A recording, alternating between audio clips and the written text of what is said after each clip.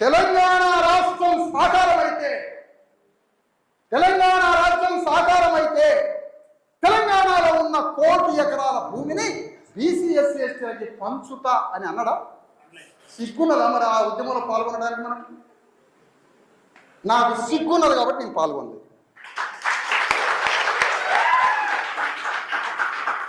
తెలంగాణ రాజ్యం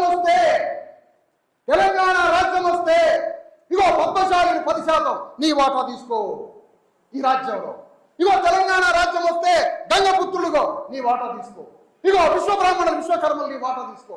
ఇగో మాదిగోళ్ళు మీ వాటా తీసుకోండి అని డిస్ట్రిబ్యూట్ చేస్తే నేను అన్నాడా? మరి ఎందుకు పాల్గొన్నావు?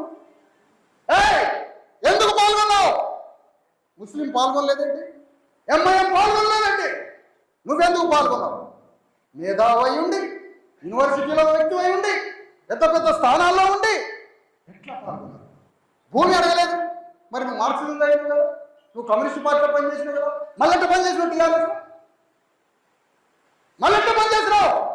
అక్కడ భూమి గురించి తెలుసుకున్నావు కదా, ఆడ గణితార్కిక భౌతికవాదం అన్నావు కదా, ఆడ పాఠాలు నేర్చుకున్నావు కదా, మార్క్స్ పాఠాలు. మళ్ళీ ఎట్లా వచ్చి పనిచేసినావు మార్క్స్ దగ్గర నుంచి టీఆర్ఎస్?